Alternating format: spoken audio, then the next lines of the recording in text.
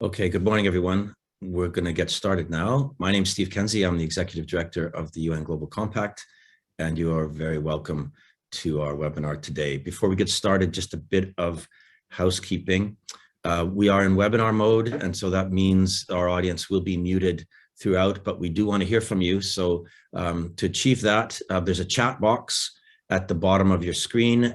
If you have any comments or if you're having any technical difficulties, please put your comments there, and we'll be watching that. But also encourage you to watch that space. We will be posting relevant links and other information throughout the session that you might find useful. We've allocated quite a bit of time in today's session for Q&A, and we're really keen to hear from you and to have your questions. So there is a Q&A box for that. So if you have a question that you would like our panelists to address, please type it into the Q&A box rather than the chat. If it's in the chat, it's highly likely to be overlooked there. Another really important feature in the Q&A box is that you can give a thumbs up to the question that you're keen to have answered. And we are going to be informed by the questions that are getting the most votes. And again, they're most likely, in the event that we can't get through all of the questions, we're going to address the ones that are getting the most upvotes. So comments in the chat box, questions in the Q&A, please keep an eye on both and vote up the questions that you are most keen on having us answer. The session is recorded and we will be sharing it afterwards along with some key takeaways, so no need for you to necessarily take notes or worry about that. This is the third event in our series on reducing Scope 3 emissions. Today, we're going to be looking at Category 15 of the Greenhouse Gas Protocol's Corporate Value Chain Scope 3 Accounting and Reporting Standard, which covers investments. And I'll take this opportunity just to give a shout out and a thank you to Shoesmiths, Owen Mumford, and PA Consulting that are most generously supporting us in delivering this webinar series. Let's go on to the next slide, please. And again, I'm going to take this opportunity just, we're seeing it in the news every day, but I just think we can't remind you enough of the absolutely desperate situation that's developing in and around Ukraine. 4.6 million people have fled the country, but there are, of course, literally millions more displaced within the country, living in absolutely horrific conditions.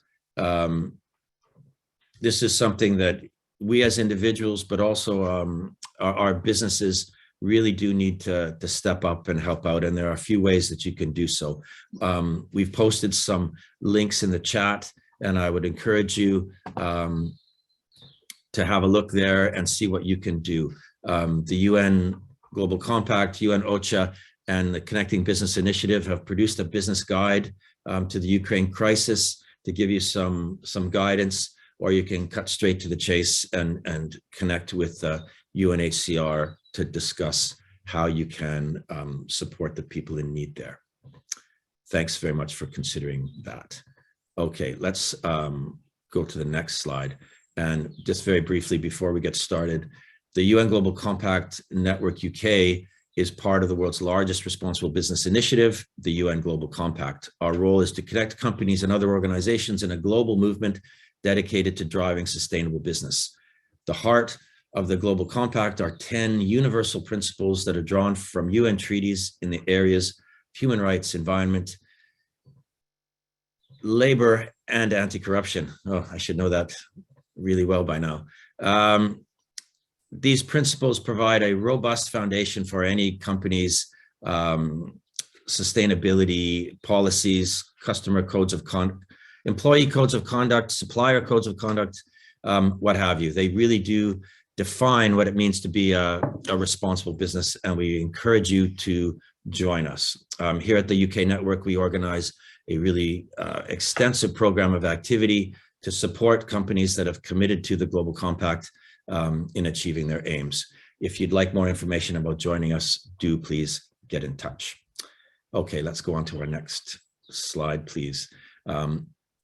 We are, as always, joined by a fantastic group of speakers today. We're going to hear from Nate Aden from the WRI, and particularly today, the Science-Based Targets Initiative. We will be hearing from Stephanie Chang from Schroders and Tony Burdon from Make My Money Matter.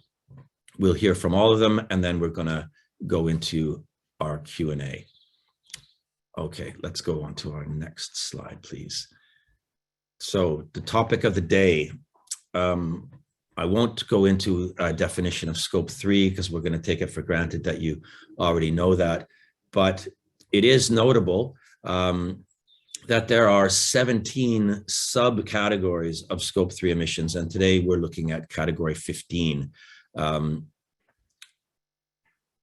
this is scope 3 emissions associated with reporting companies' investments in the reporting year.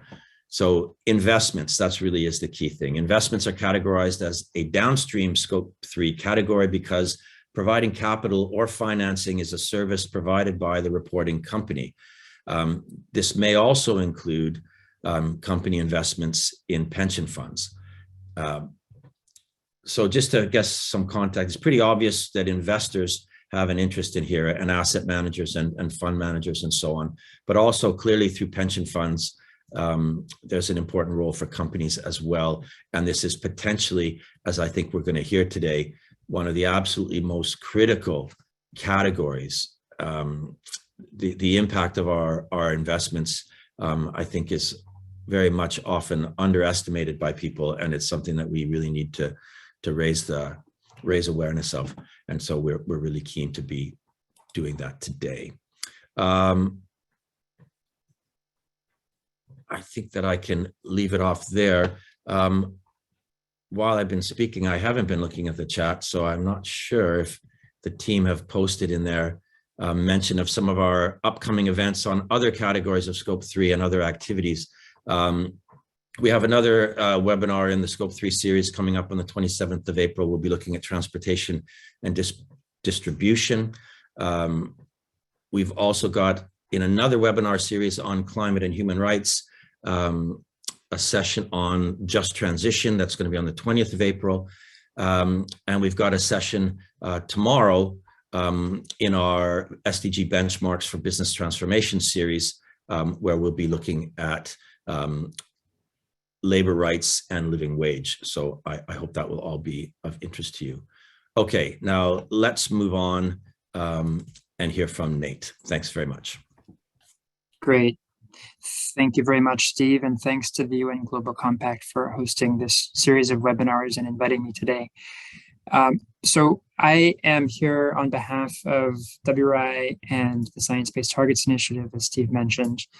And within the Science-Based Targets Initiative, I lead the financial sector work, which we began about 4 years ago now in 2018. Stepping back in terms of this webinar series, I'd say that one of the signal achievements of the Science-Based Targets Initiative has been to get the private sector to consistently quantify and assess and address, rather, their scope 3 emissions in targets at the company or financial institution level.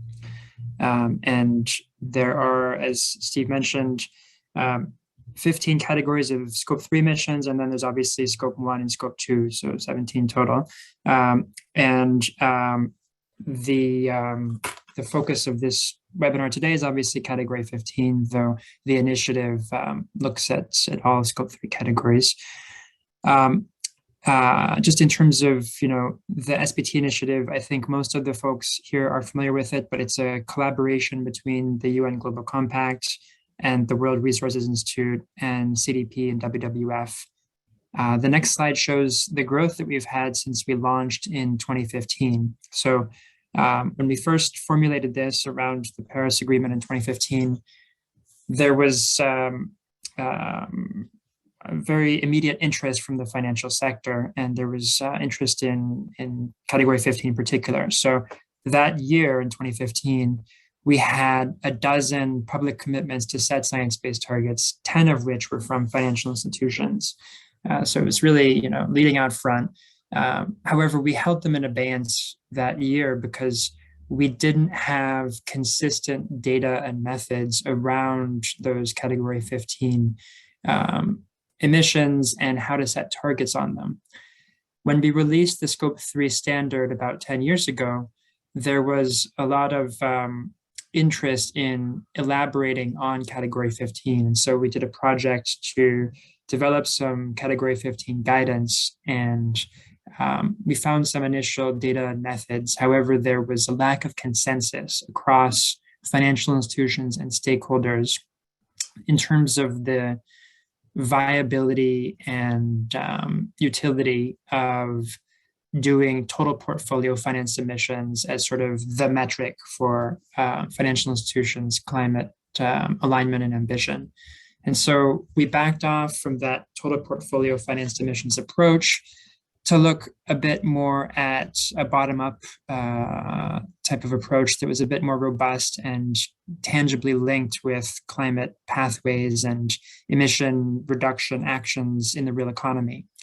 And so we developed this sort of asset class-based approach, but we didn't get funding to begin that work until 2018. And so, as I said, this has been sort of, for the past 4 years, we've been focusing on financed emissions and financial institutions as target setting entities.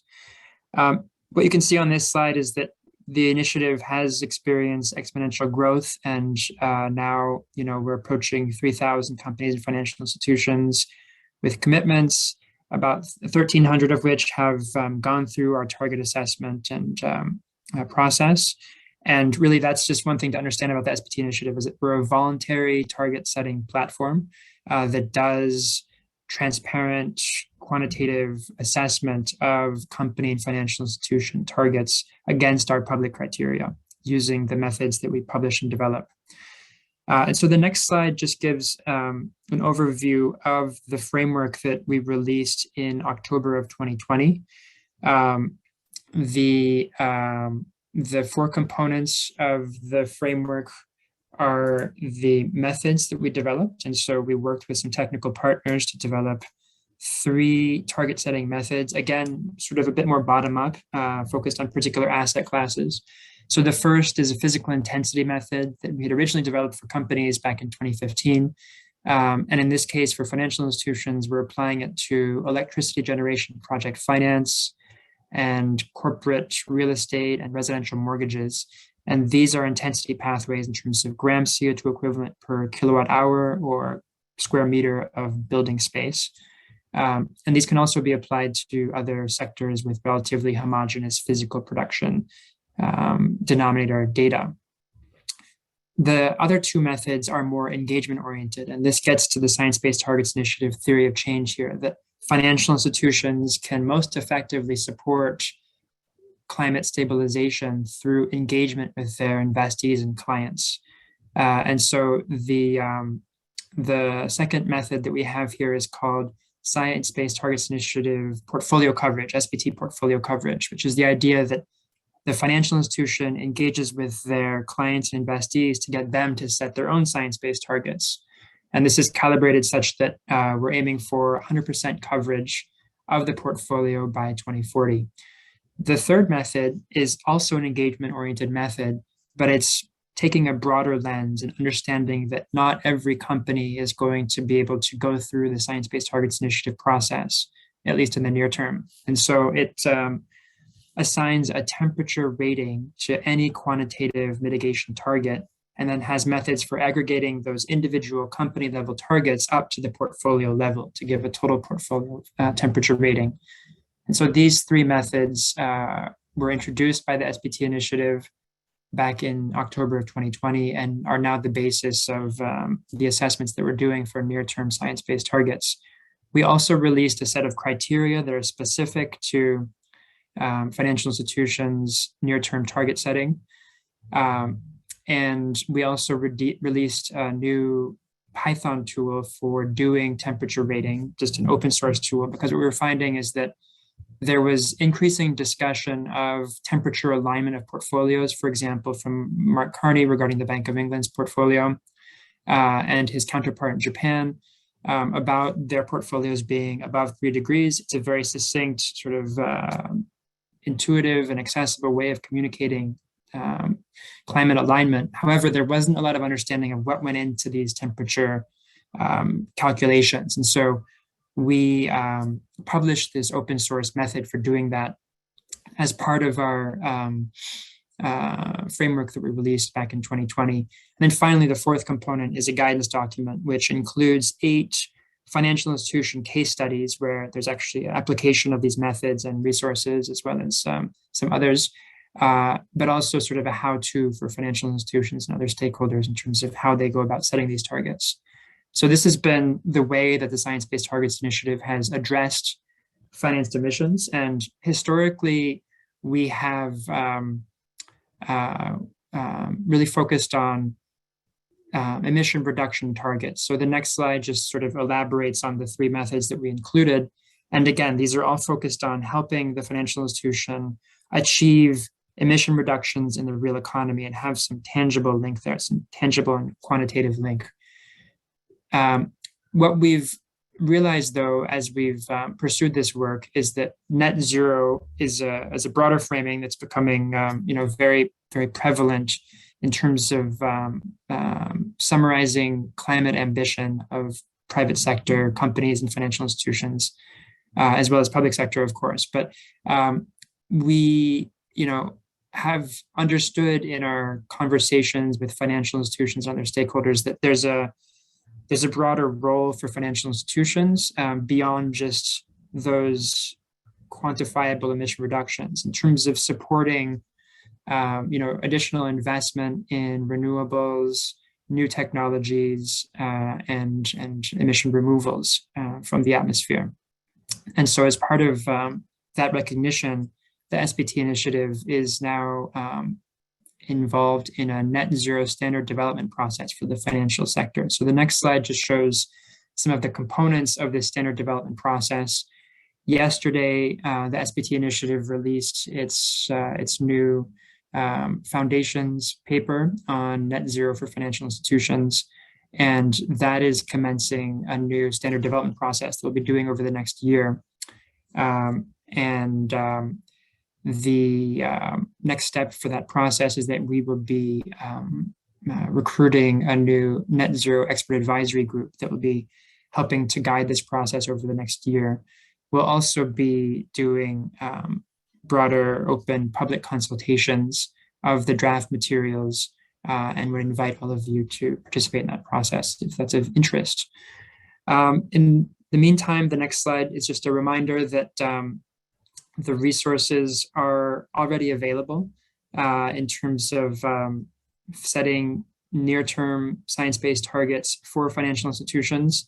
And, we're very fortunate today to have Stephanie Chang from Schroders, who is one of our leading financial institutions in terms of our largest asset manager with a science-based target so far. And so this is really something where there's action happening now, and there needs to be action now. Generally, the thinking of the SBT initiative is that the near-term science-based targets are the key foundation for action, and then we'll be adding additional longer-term net zero targets once we finalize this standard. And so they go together. With that, I think I just have a final thanks slide, and I'm happy to pass it back to Steve. Look forward to the questions and discussions. Thanks. Thanks, Nate. Actually, before we go on to Stephanie, there's a couple of questions from Karen that maybe we could just knock off really quickly. So the top one just is when setting a science-based target, is it a requirement to include investments? And then she's followed up specifically asking about whether it is a requirement to include pension investments, or is there some flexibility there, or could you just elaborate on that briefly before we go on? Sure, thank you for the question. So it depends on the type of entity that's setting the science-based target. If it is a financial institution, and we have a definition on our website in terms of the way that we navigate this, then yes, they have to include category 15. as you can imagine, for the vast majority of companies in the real economy, they may have some limited financial sector activities, but they're not really a financial institution per se. And in that case, it's optional at this point, and none of them really have any idea how to quantify their Category 15 emissions or what to do about it. So it's a very nascent area, I'd say. Across Scope 3, business travel is obviously sort of intuitive and easy to quantify. So that's one that's commonly included, employee commuting. And then, Category 1 and Category 10 and 11 in terms of the purchase goods and services and use of sold product are sort of the next level in terms of those intuitive, quantified Scope 3 emissions categories. Category 15 is much more challenging. And so we're sort of starting with the financial institutions there, but we do expect there to be additional resources for companies in the future. Perfect. Thanks, Nate. Okay, now I am delighted to introduce Stephanie Chang, the head of ESG integration at Schroders. Stephanie, over to you. Thank you so much, Steve, and thanks everyone for dialing into this call. Steve's introduced me, so the only other thing I'll add to that is to say that I had the privilege and excitement of leading our SBTI work last year, and Nate mentioned that Schroders has recently become, and still is to date, the largest asset manager by AUM to have our targets be SBTI validated. So over the next 10 minutes or so, I'm going to share with you some of the reasons why we decided to do this, why commit to net zero pathway, why SBTI. I'm going to briefly run through the approach that we took, and then I'm going to share some of the challenges we encountered along the way, and also flag just some things for people on the call to think about. So without further ado, if we could move on to the first slide. It's going to be pretty common sense to everyone who's on this call. You recognize that climate change is going to bring with it pretty significant shifts, which will impact societies and economies. And so Schroders, as an active asset manager, what that means for us is that we need to protect our clients' money against risks that climate change will present, whether that's transition risk, physical risk, and so on. But we also want to make sure that our clients have access to the opportunities generated by that transition, and achieve superior risk-adjusted returns for them. And so for us, establishing science-based targets is just a very natural way of expressing our climate leadership commitment. We chose SBTI because we feel like it has become and is continuing to be the leading industry standard. We committed because we also wanted the validation that SBTI would provide. And clearly, we also want to encourage other financial institutions, whether they're asset managers, owners, insurers, banks, and so on, to commit, because this means that across the whole financial industry, we can then start to do consistent comparison and accountability. And Nate on his slides earlier had highlighted, his 4 circles about the different the parts of the framework that SBTI provided. And for us, we found that the guidance was pragmatic, the resources were practical, and the tools were useful. Don't get me wrong, this is a new field. SBTI is very open to feedback. And so we will evolve this approach together. So moving quickly on to how we went about doing this then. On the next slide, I've simplified it into 4 boxes. It looks so simple now, but actually it was a little bit more complicated than this. So the process from start to end, and by end, I mean the point at which we submitted our targets to SBTI for validation, took about 6 months. And at any time, I would say there were between 3 to 5 people working on it, not full-time, dipping in and out. For me, this was one of my major priorities for the year. And it was a straightforward 4-step process for us. So one, it is about defining the scope and getting your data ready for modeling and calculation.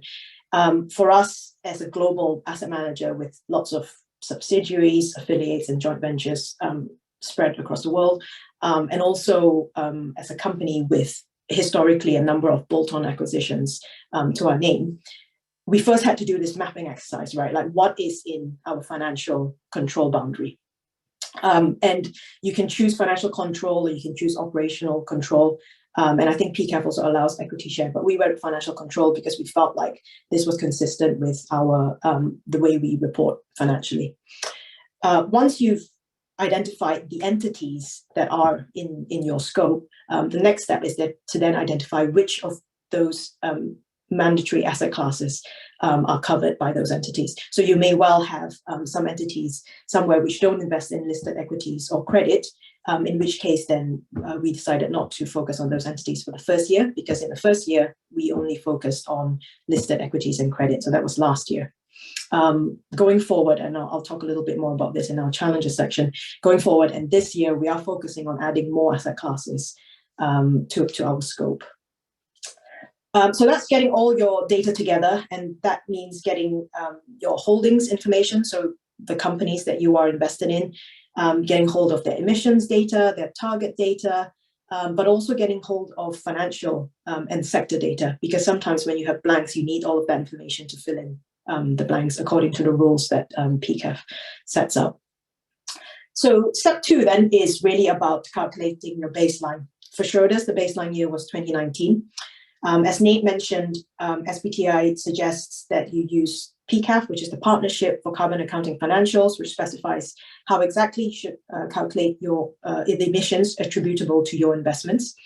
And the other thing we used was the open source CDP WWF temperature rating methodology. So of the 3 methods for our listed equities and credit book, we use the temperature rating methodology. And what you end up after applying both of these different models is an attributed emissions and a temperature rating per security, so per company. And then we rolled it up to the Schroders level to get a Schroders level emissions figure, emissions intensity, but also our temperature at the firm level. Once you have your baseline, it is a linear line to setting your target. So, in 2019, we were 2.92. We know where we need to be at the end of that, which is 1.5. Draw a straight line through the middle, and we have our 2030 interim target. In many ways, while the setting of targets was simple, making sure that everyone correctly understood what those targets meant and implied was more of an effort. So there was a lot of socialization and stakeholder management involved in that aspect. But we had very clear full support from senior management and the board, so that just made life a lot easier. Then lastly, to avoid just setting and collecting a bunch of data and setting targets on paper, we want to make sure that what we can do is actually help achieve real world emissions reductions.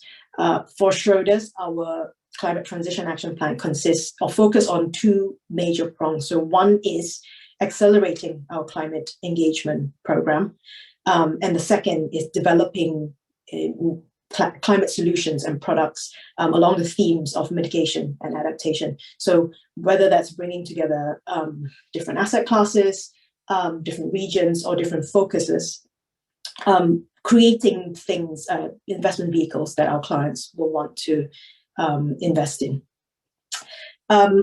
Moving on to the next slide then, which is the challenges part, which is possibly the more interesting part. I've grouped them into 4, as you can see, starting with data. An obvious one is just making sure all your holdings data comes in a consistent format. There will be lots of data restructuring and cleansing that you have to do. We encountered an issue whereby we needed to avoid double counting within Schroders itself. So, for example, where we have a multi-asset fund, which also invests in one of our equity funds, we need to make sure that we didn't count them twice when we roll it up to the fund level. Then there's the standard usual challenges around fixed income mapping. So this is the case where, when you have listed equities, generally that's one share class and one company. With fixed income, a company can issue many bonds. So we just had to make sure that all of that mapped back to the correct parent company. And then the last 2 bullets are new challenges that we've encountered this year as we look to broaden our scope. So one is where we've started looking at where we delegate a small proportion of our AUM to external managers for investment strategies that we choose not to specialize in and we don't offer in-house. So then there is the additional challenge then of, look through that you're one step removed from their data and their strategy. And lastly, as we look to expand to private assets as well, there is the natural limitation of what data is available for private assets, particularly on emissions and target setting.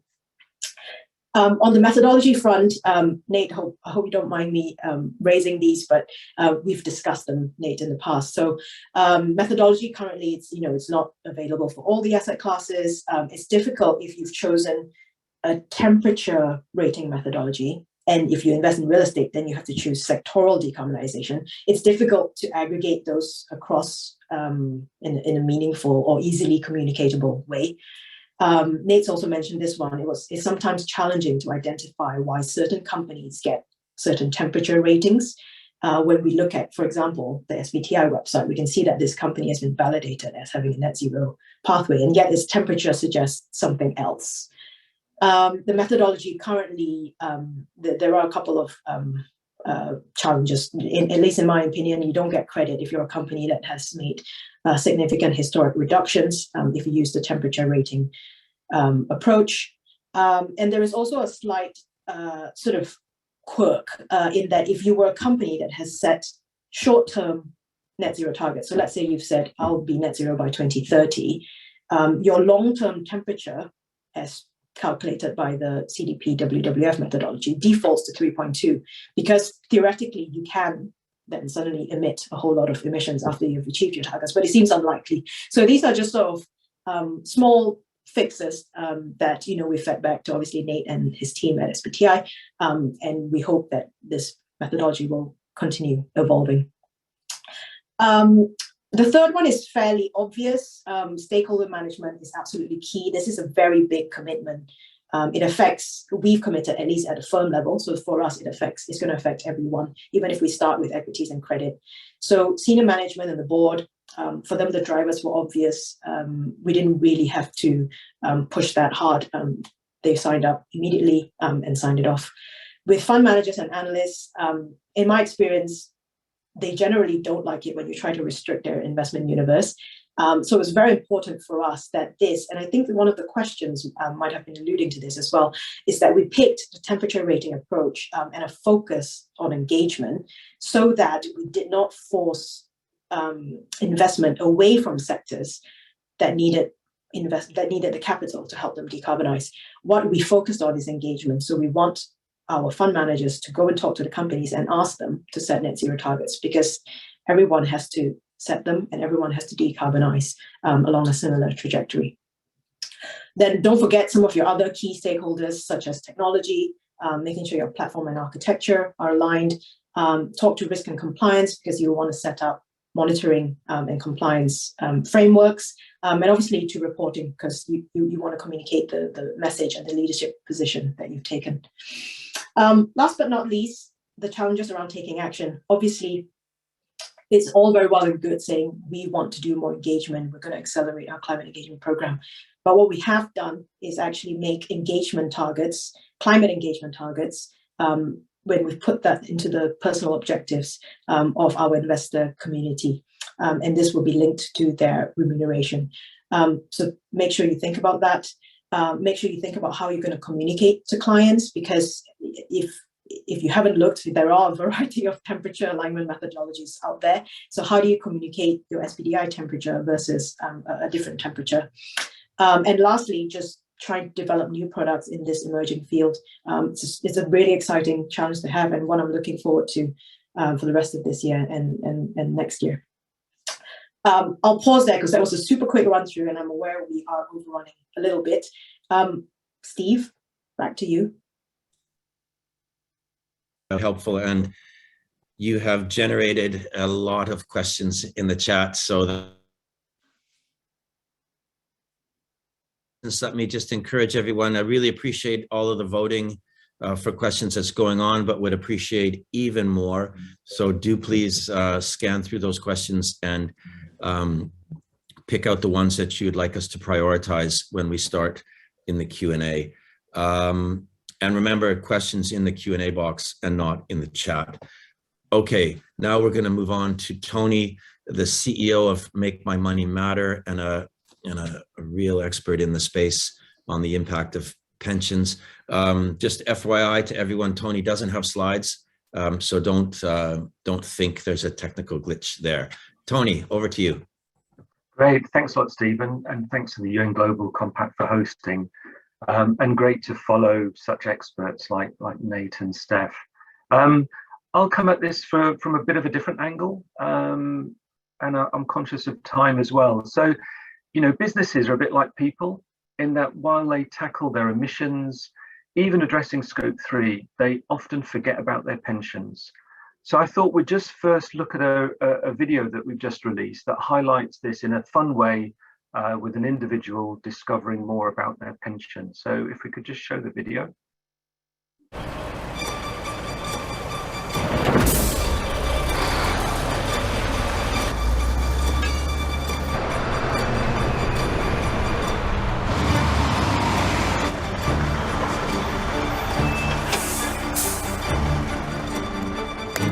Mate, Yeah? there's a delivery for you. Okay. Hiya. Are you Amber Khan? Yeah. I've got this delivery here for you. Sorry. What the heck? What's that? It's a Deforester 5000. And Yeah, no, I What? haven't ordered that. What is this for? Yeah, Why are you lowering yeah, it? Yeah, Can why, you just why stop? is that going down?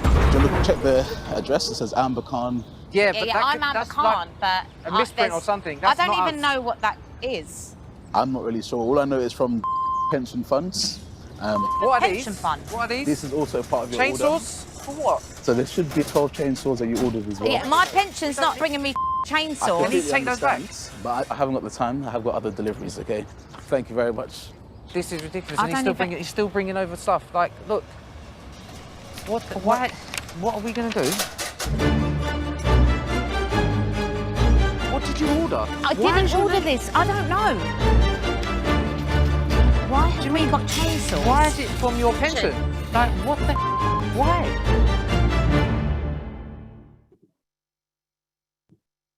Great, thanks.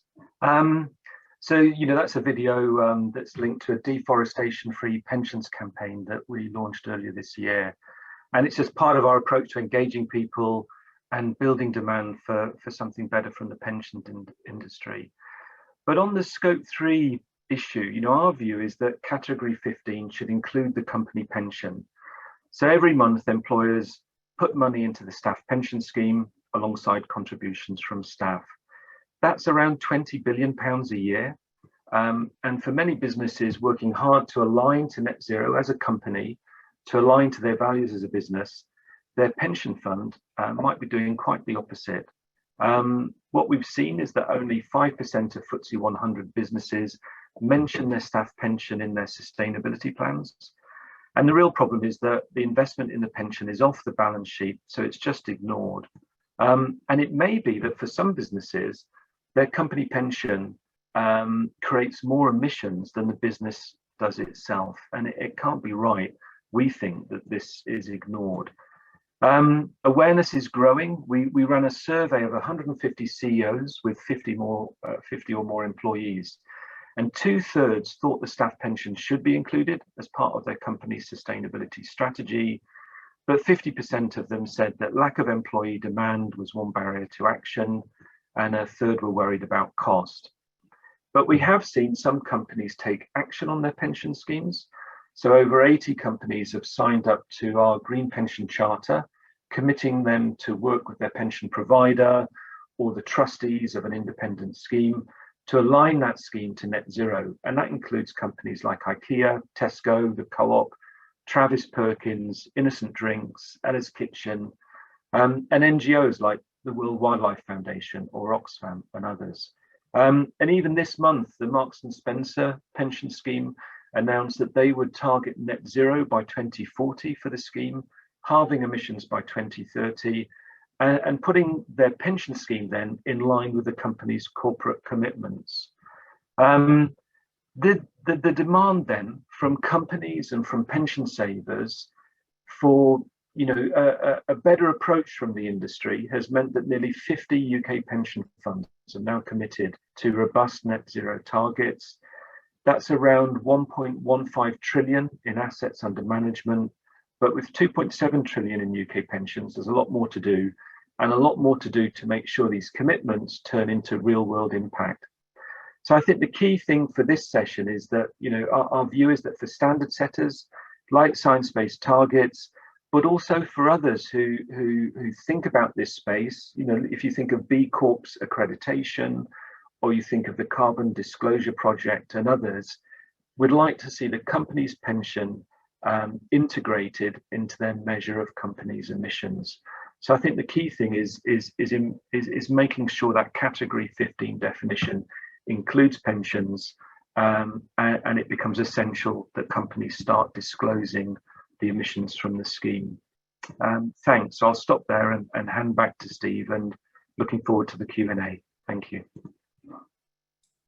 Thanks, Tony. And yeah, thanks for that fabulous video. And I see someone has, Conrad has posted the link on LinkedIn. So yeah, let's all do our part to amplify that and spread the word and just get people more engaging. And here it is again. Okay, thank you all very much for your presentations and the audience for so many fabulous questions. Do keep voting them up, but let's get stuck in. A really interesting question right at the top from Mia. I fear this is a kind of question that could lead to an all-day discussion. So perhaps, we'll start with you, Nate, if you don't mind, and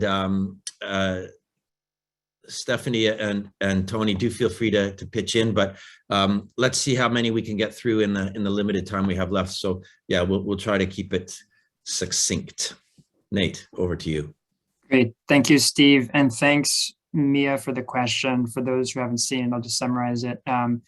Mia is asking about the greenhouse gas protocol and the financial control and significant influence principles of scope 3 emissions and how these can be limitations nowadays. So thanks again for the question. I've put in the chat box a link to the greenhouse gas protocol scope 3 standard so that folks can take a look. As I mentioned, that was published about 10 years ago. And one thing that we included in the greenhouse gas protocol was a distinction between operational and financial control in terms of understanding the boundaries and having a consistent approach for companies in terms of assessing their scope 3 emissions across these 15 categories. In terms of the financed emissions category, that is, as I said, sort of the newest and least understood and developed across these categories, because traditionally financial institutions have focused on money and on return on investment as sort of their raison d'etre. But now, as there's a clear imperative to align with climate stabilization and consider other metrics and factors, there's a reorientation happening that Stephanie described at Schroders, for example. And so I think that we're in a period of massive transition, and the SBT initiative has used the greenhouse gas protocol as the most established accounting framework for companies to have emission reduction targets.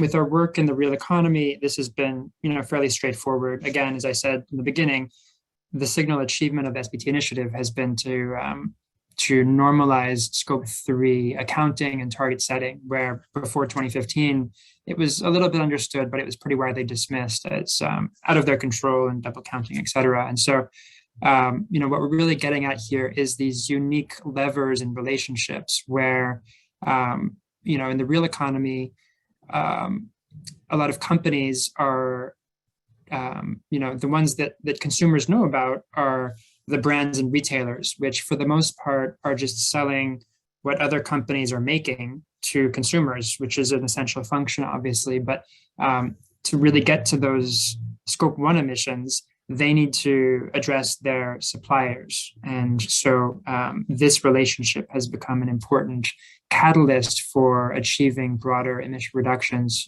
throughout the private sector in terms of having these scope 3 targets from the downstream companies. Within the financial sector, within financial institutions, this is obviously a different relationship, but there is an analogy in terms of the financial institutions and their clients and customers. And so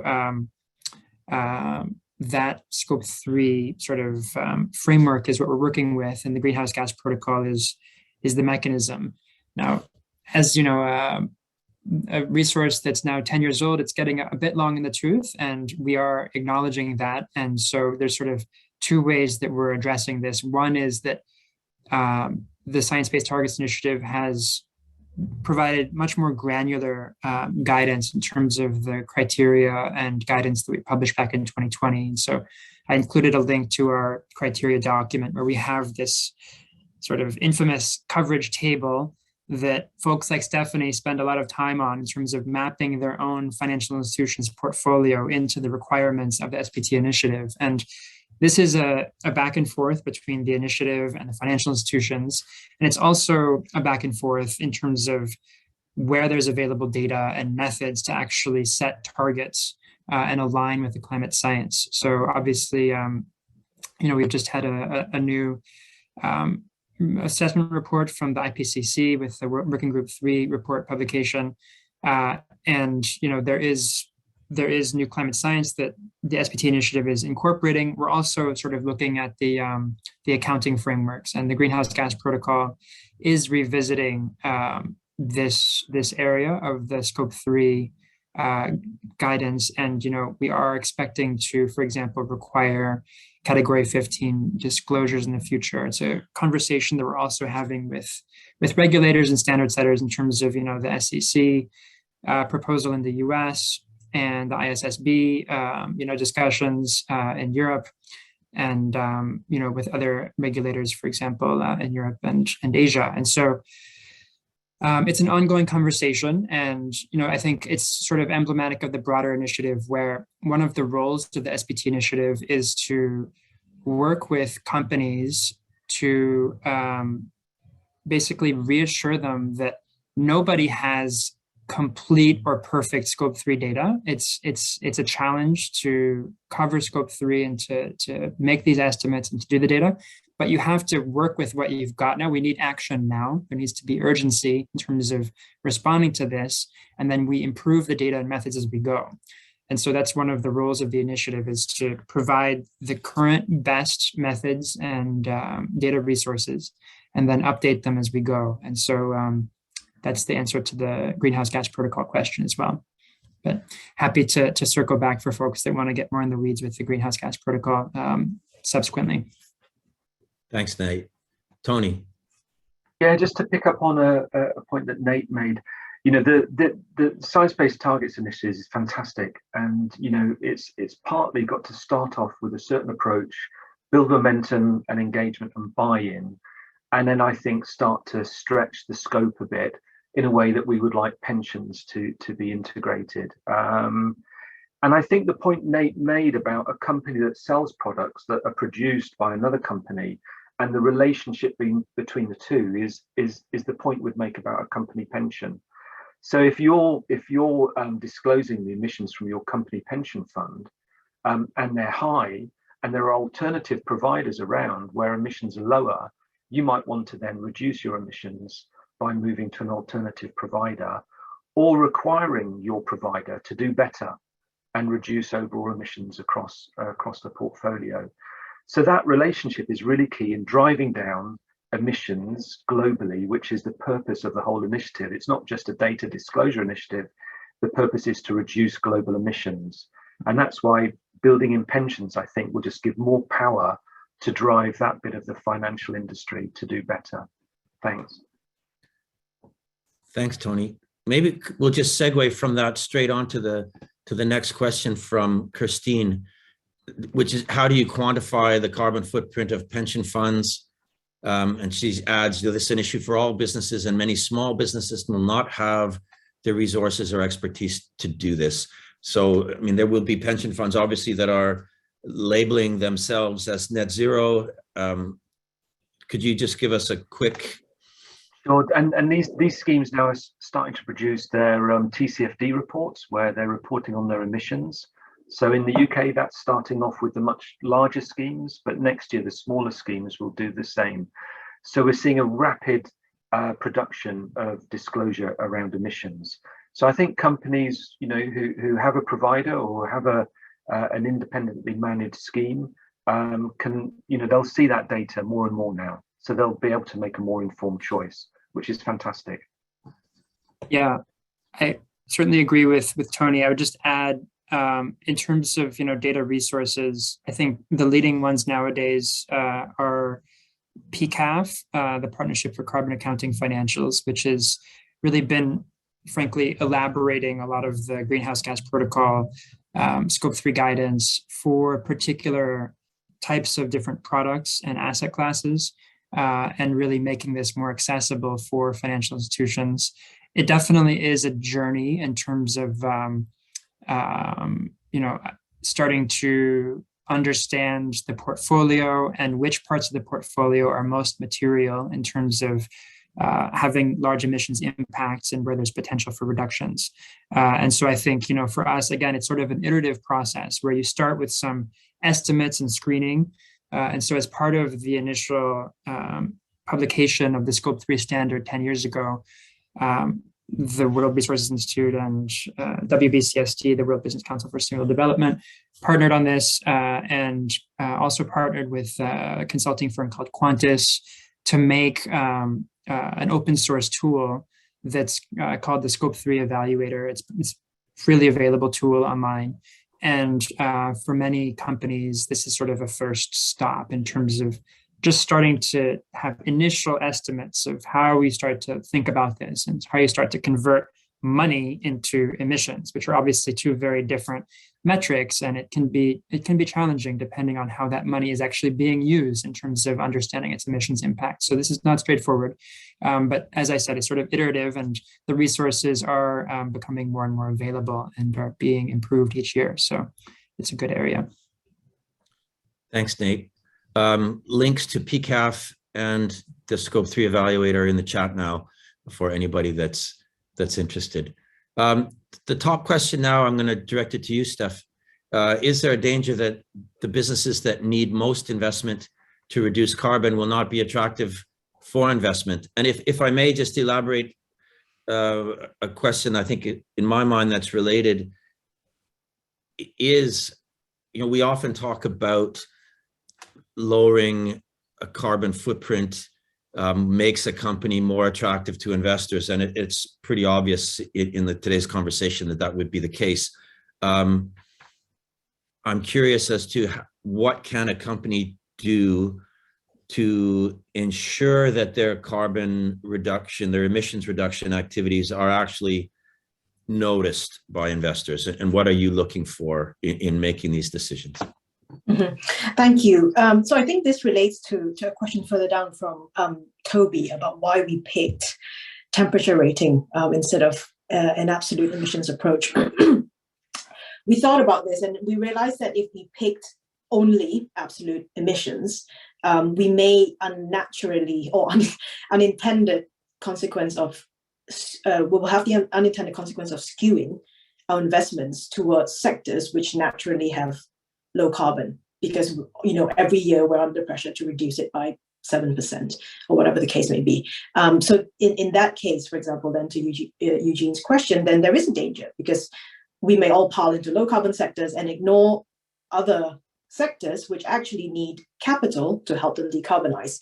So this is why we felt like the temperature rating approach is the right one for us. As Nate mentioned, is an engagement-focused approach. And what it means is that we will continue to invest in companies, but we will be asking them and we will be expecting them to set net zero targets and have credible transition plans themselves. So it's not just about setting a paper target and then not doing anything about it. We will be monitoring.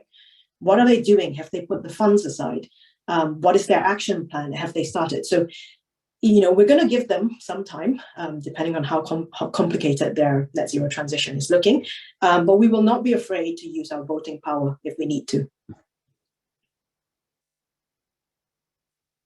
Oops, muted. That's great. Thank you, Stephanie. 2 questions knocked off for one, and appreciate that efficiency. Now, the next question from Elizabeth Winnett, probably start with you on this one, Tony. If a business pays into employees' pensions but does not invest themselves, should any emissions associated with these payments be included in scope 15? They have concluded no, but yes, when a company runs their own pension plan. Have you got a take on that? Maybe it's semantics. I don't know. If it's the company money going to the pension scheme, then score it, count it. I don't see the difference myself. So I'd be curious to know why they concluded no. So maybe Elizabeth, you would like to elaborate further in the chat box, and we might be able to circle back, although I fear we're rapidly running out of time. The next question from Reem, we did sort of touch on PCAF, Nate, but I suppose just to briefly, PCAF and SBTI complementary? Is it an either or thing, or how do you see that relationship? And is it worth waiting for SBTI's standard to be published rather than try other approaches today? Yeah, thank you for the question. And I mean, it's good to address this because this is an area of confusion. So as Stephanie mentioned, we're fully harmonized and recommend financial institutions use PCAF resources as sort of the current best practice for data gathering, especially. I think, there's a little confusion about the sequence here. And so we released the framework that Schroders and others have been using to set near-term science-based targets in 2020. So that's available and being used now. And by all means, all financial institutions should set science-based targets now. And these are near-term science-based targets. What's being developed for deployment next year is an additional net zero target standard, which will be above and beyond the near-term science-based targets. And so there's no need to wait. In terms of PCAF itself, we work closely with them, and right now it's mostly that they help financial institutions to gather and calculate these emissions data that then get fed into our target setting methods, as Stephanie mentioned. But we are talking with them about new areas such as sovereign debt and facilitated emissions, which is sort of another level above financed emissions. And so there's definitely future work that we're collaborating with them on, and I expect to have more in this space soon. Fabulous. Thank you, Nate. We're out of time. This has gone by much too fast. I'm really sorry that we're leaving so many questions on the table. We're going to have lots of key takeaways that will be on its way to you. The recording will be available.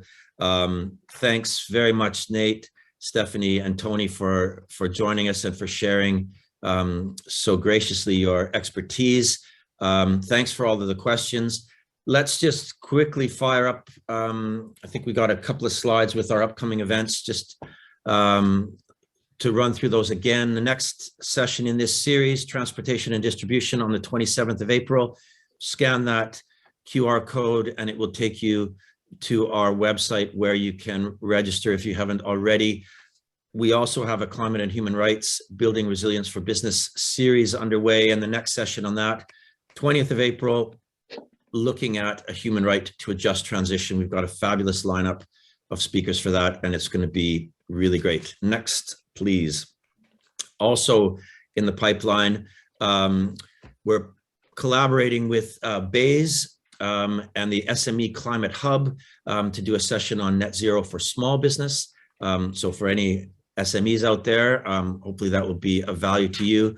And as I mentioned at the start, our SDG Benchmarks for Business Transformation series continues tomorrow with a session on 100% employees with labor rights and earning a living wage. Next slide, please. I think that's the last one. So just a final thank you to Shoesmith's PA Consulting and Owen Mumford for supporting this series. Thank you all for joining us, and have a great day.